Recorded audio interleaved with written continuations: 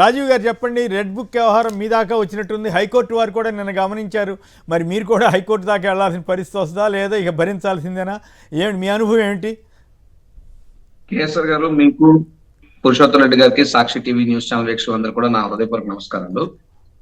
Sir, పరిస్థితి చాలా దారుణంగా ఉన్నా సార్ ఆంధ్రప్రదేశ్ రాష్ట్రంలో.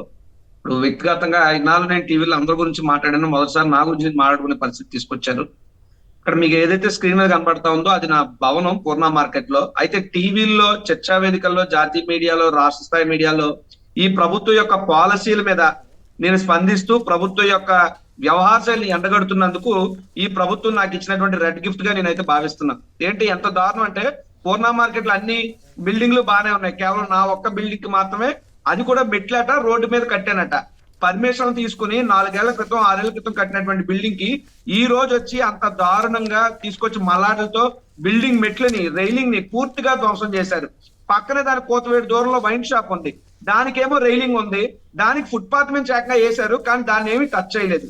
అంటే మామూలు దుకాణానికి వెళ్తే దానికేమో రైలింగ్ అడ్డు చెప్పి రూల్స్ పేరు చెప్పి ధ్వంసాలు చేయటం, వైన్ షాపులు మాత్రం ఏదైనా చేయటం. మరోపక్క చూస్తే వాటర్ ట్యాంక్ ను కూడా కావాలని తిరగదోసేసి ఆ ప్రాంతంలో మహిళలకు పట్టుకోవడానికి నీళ్లు లేకుండా చేసి మంచినీళ్ళు కూడా లేకుండా చేశారు. పూర్ణ మార్కెట్ అంటే పూర్ణ మార్కెట్ లానే ఉంటారు సార్. ఎక్కడ ఏంటంటే అన్ని షాపులు కూడా ఫుట్పాత్ల మీద ఉంటాయి. ఫుట్పాత్ల మీద నడడానికి అదే మెయిన్ రోడ్డో బస్ రూటో కాదు, కానీ కేవలం కక్ష సాధింపులో భాగంగానే ఈ యొక్క వ్యవహారాన్ని అంతా కూడా జీవీఎంసీ వారు చేశారు. ఇది చాలా దారుణం, దుర్మార్గం. నేను 5 ఏళ్ళు అధికారంలో ఉన్నాను సార్, చైర్మన్ గా ఉన్నాను. ఏ రోజు విశాఖ దక్షిణ నియోజకవర్గంలో కానీ, పూర్ణ మార్కెట్ ప్రాంతంలో కానీ ఏ ఒక్కరి మీద నేను కక్ష కట్టలేదు. ఏ ఒక్కరిని కూడా ఆర్థిక మూలాలను కొట్టేటువంటి పరిస్థితులు కూడా నేను చేయలేదు. వ్యక్తిగత విమర్శలకు కూడా వెళ్ళలేదు. అయినప్పటికీ ఇంత దారుణంగా, ఇంత నిరంకుశంగా అక్కడ లుంగిలో ఉన్నటువంటి వ్యక్తి నా తండ్రి అండి, ఎందుకు కొడుతున్నారు బాబు అని అడిగినా సరే సమాధానం చెప్పకుండా ఇష్టానుసారంగా ధ్వంసం చేసినటువంటి పరిస్థితి. నేనైతే ఒకటే చెప్తున్నాను సార్ కేఎస్ఆర్ గారు, ఈ ప్రాంతంలో ఇప్పటి వరకు నేను నోరెప్పలేదు. బట్ ఎస్, ఈ రోజు నేను నోరెత్తుతాను, ఎవరేం మాట్లాడతారు నేను చూసుకుంటాను. ఎందుకంటే ఇంకా వ్యక్తిగతంగా ఇంతలాగా వచ్చినప్పుడు మేమెందుకు నోర్లు మూసుకుని ఉండాలి సార్. ఈ దక్షిణ నియోజకవర్గంలో ఆ పూర్ణ మార్కెట్ స్థానిక తెలుగుదేశం పార్టీకి సంబంధించిన నాయకుల యొక్క ఆగడాలు ఏ స్థాయిలో ఉన్నాయి అంటే, జీవీఎంసీ పార్క్ స్థలాన్ని ఆక్రమించి స్క్రాప్ షాపులు నడిపే పరిస్థితి, 100కి 20 రూపాయలు 30 రూపాయల వడ్డీలతో కాల్మనీ ర్యాకెట్లు నడిపే పరిస్థితి, దాదాపు 30 లక్షల నుంచి 50 లక్షల అనాథరైజ్ చిట్స్ నడుపుతున్నారు. అర్ధరాత్రి 10 దాటాక మద్యం దుకాణాన్ని వీధుల్లోకి పారిస్తున్నారు. తెల్లవారు 4 గంటల నుండి 7 గంటల మధ్యలో కాగితాలు ఏరుకునే ముసుగులో ఇనప ముక్కలు, ఈవెన్ పోర్ట్ నుండి ఇతర వీధుల్లో కూడా ఇనప ముక్కల దొంగతనాలకి ఈ కూటమి నేతలు పాల్పడుతున్నారు. ఇంకా చూసుకుంటే జనతా బజార్ దగ్గర సైట్ ని ఆక్రమించుకున్నారు. దీంతో పాటు ఆశీలో పెద్దది అందా సార్, ఎవరైనా ప్రైవేట్ పాటదారుడు ఆశీలు పాడుకుంటే వాడి మీద రూల్స్ రెగ్యులేషన్స్ పెట్టి కక్షపూర్తిగా జీవీఎంసీ వాళ్ళు ఉంటారు. అదే ఈ సోకాల్ టీడీపీ కూటమి నేతలు ఎవరైతే స్థానిక టీడీపీ నాయకులు ఉంటారో వాళ్ళ కొడుకులో పాడితే దాన్ని మాత్రం ఎక్కడ ఏమి చేయరు. జీవీఎంసీ ఇండివిజువల్ గా వసూలు చేస్తే రోజుకి 10,000 వసూలు చేస్తుంది. అదే ఈ ప్రైవేట్ వసూలు చేస్తే మాత్రం 30,000 వసూలు అవుతాయి.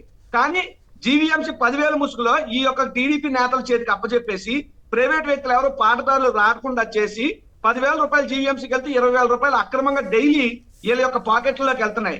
ఇవేవి కూడా ఈ ప్రభుత్వానికి పట్టవు. కానీ రోడ్డు మీద కట్టుకున్న నా మెట్ల మీద దాడి చేస్తే ఇంకేం చేస్తారు సార్? ఇంకా కేసులు పెడతారు, ఇంకా హత్యా ప్రయత్నాలు చేస్తారు, లేదా మా గొంతు నొక్కేందుకు ఈ కండువ మెళ్ళలో వేసుకుని పార్టీ కోసం, మా నాయకుడి కోసం, ప్రజల కోసం పనిచేస్తుంటే ఇక చంపే ప్రయత్నాలు కూడా చేస్తారు. అందులో అనుమానం ఏం లేదు సార్ కేఎస్ఆర్ గారు. చాలా దుర్మార్గంగా ఉంది. నేను లోకేష్ గారికి విన్నవిస్తున్నా, ఉప ముఖ్యమంత్రి గారు పవన్ కళ్యాణ్ గారు మీరు స్పందించాలి, అనిత గారు మీరు దృష్టి పెట్టాలి.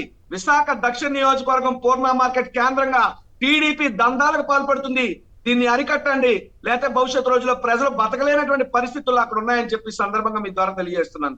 రైట్, మీ ఆవేదన అర్థం చేసుకోదగిందే. పురుషోత్తం రెడ్డి గారు, వారికి సానుభూతి ఏమని చెప్తారా మీరు కూడా? అనుభూతి కన్నా ఈరోజు ప్రజగా మద్దతు ఇవ్వడం ప్రధానమైంది. ఒక రాజకీయాల్లో పనిచేస్తున్న వ్యక్తి పట్ల అలా ప్రవర్తించడం కరెక్ట్ కాదు. రెండోది, ఎక్కడైనా నిబంధనలకు భిన్నంగా వారు కట్టడం కానీ ఉంటే నోటీసులు ఇవ్వాలి. నోటీసులు ఇచ్చి దాన్ని సవరించుకోమని చెప్పాలి, లేకపోతే పైన వేయచ్చు, లేకపోతే పనిష్మెంట్ గా వేయచ్చు. ఇవేమీ లేకుండా సరాసరి రాజకీయాల్లో క్రియాశీలకంగా మద్యం షాప్కేమో మెట్లు ఉండొచ్చు అంట, వీళ్ళ షాపులకు, మా మామూలు షాపులకు మాత్రం ఉండకూడదంట. ఇప్పుడు నిన్న చూసాం కదా, తిరుపతిలో ఉప మేయర్ అభ్యర్థిగా ఒక శేఖర్ రెడ్డి అనే వ్యక్తిని పెడితే నేరుగా వాళ్ళ బిల్డింగ్ దగ్గరికి పొక్లైన్లు వెళ్ళినాయి. తమాషా ఏంటంటే సాయంత్రం ఆయన పార్టీ చేయడం అంటే పొక్లైన్ వెనక్కి వచ్చేసి ఇప్పుడు లేవు. సమస్య ఏంటంటే ఇంత బహిరంగంగా అంత మంచిది కాదు. అవును. పాయింట్ ఎంత ఏంటంటే నిజంగానే మనం దాదాపు 40-50 ఏళ్ళుగా చూస్తున్నాం కానీ ఇంత బట్టలోడ తీసుకుని ఈ వ్యవస్థలు పనిచేయటం అంటే బహుశా ఇదేనేమో. ఏంటంటే ఇప్పుడు రాజీవ్ గారు ఉన్న ఏరియాలో మీరు నిబంధనలు భిన్నంగా ఉంటే అన్ని క్లియర్ చేయండి. ఆ క్రమంలో రాజీవ్ గారి పైన మనం సమర్థించాలి. అవును. బట్ మీరు ఏమీ సంబంధం లేకుండా కేవలం నేను పొలిటికల్ యాంగిల్లోనే పోతానంటే అది ప్రభుత్వానికి అంత మంచిది. ఈ రోజు వారు చేసిన పని రేపు వీళ్ళతో వచ్చేస్తే ఏమవ్వాలి సొసైటీ? అవును. పోనీ మళ్ళీ మీరు చెప్పిన పాయింట్ కరెక్ట్. పోనీ అందరి విషయంలో అట్లాగే ఉంటున్నారంటే మీ ఊళ్ళో కిరణ్ రాయలన్న ఆయన మాత్రం ఆయన జోలికి వెళ్ళడానికే భయపడుతున్నట్టున్నారు కదా. జనసేన అంటేనే ఇప్పుడు చంద్రబాబు గారు కూడా భయపడుతున్నాడా లేకపోతే భయపడుతున్నాడు నడుస్తున్నాడు. మరి అక్కడ రెడ్ బుక్ లేదు, ఏమి లేదు. బాధితురాలను తీసుకెళ్ళి అరెస్ట్ చేశారంట. ఆ పరిస్థితి ఎవరికి ఆవిడికి మద్దతుగా వెళ్ళిన వాళ్ళని తీసుకెళ్తా ఉంటున్నారంట. ఇది ఆ తిరుపతిలో ఆ పరిస్థితి మారదా? అంటే ఎక్కడైనా సరే నేను తిరుపతిలో ఇదన్నా రాజకీయ పరమైంది. డైరెక్ట్ గా అభ్యర్థి ఉన్న బిల్డింగ్ కాడికి పోవడం, ఆయన పార్టీ చేరిన వెంటనే పొక్కులేని వెనక్కి వచ్చేయడం, కేవలం ఆయన బిల్డింగ్లకే పోవడం, దీన్ని ఏమంటారు? కాబట్టి ఇప్పుడు అదే బహుశా అక్కడక్కడ జరుగుతుందా అనిపిస్తుంది. బట్ రాజు ధైర్యంగా ఉంటున్నాడు కాబట్టి లీగల్ గా ప్రొసీడ్ అవ్వాలి. ఖచ్చితంగా సొసైటీ యాక్సెప్ట్ చేయాలి. విశాఖ లాంటి సెన్సిటివ్ సిటీ ఇట్లాంటి పరిణామాలను ఒప్పుకోదు. తిరుపతి, విశాఖని ప్రత్యేకత ఉన్నాయి. ఇట్లాంటి అతికిపోయినారంటే దాని వల్లనే బలైపోతారు. కాబట్టి లీగల్ గా పోవడం, ప్రజలందరూ మద్దతు తీసుకొని ఫైట్ చేయడం తప్ప దీనికి ఒక పరిష్కారం లేదు. కిరణ్ రాయల్ ఇష్యూ మీద కూడా సంక్షిప్తంగా మాట్లాడతారా? ఏమో, నాకు అంత పెద్ద ఆయన వ్యక్తి గురించి మాట్లాడడానికి కొంచెం ఇబ్బందిగా ఉంది.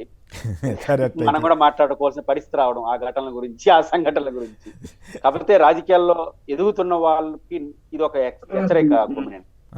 మీడియా ఛానల్ కూడా ఇది ఒక హెచ్చరిక. ఎవరిన పడితే వాళ్ళు నేను చెప్పినట్టు వింటున్నారని టీవీలో కూర్చోబెట్టుకొని ఉపన్యాసాలు చెప్పించి వాళ్ళని పెద్దవాళ్ళు చేసి ఆ టీవీలు ఆత్మ పరిశీలన చేసుకోవాలి. ఎదుగుతున్న వాళ్ళు కూడా టీవీలో అవకాశం ఇచ్చారు కూడా మనం ఏం మాడితే ఎగిరిపోతే విపరీత పోకలు పోతే ఎండ్ ఇట్లా ఉంటుంది. కాబట్టి వాళ్ళు వీళ్ళు అర్థం చేసుకోవాలి. నాకు ఆ ఘటనలు ఆ వీడియోలు చూస్తే కొంచెం మాట్లాడడానికి కొంచెం అసహ్యం వేస్తా ఉంది. కాబట్టి నా గురించి ఉత్సాహకరంగా ఉందన్నమాట పరిస్థితి అంతా కూడా చూసిన తర్వాత. అట్లా కాదు కదా, ఇక్కడ చట్టం ప్రకారం పనిచేయాలి కదా. అక్కడికి వచ్చేసరికి మహిళల మీద వేధింపిస్తే తోలు తీస్తాం అది చెప్పిన వాళ్ళు నోరు విప్పట్లేదు కదా. ఆ పాయింట్లో కూడా అది కీలకమైన సబ్జెక్ట్ కదా. పర్వాలేదు.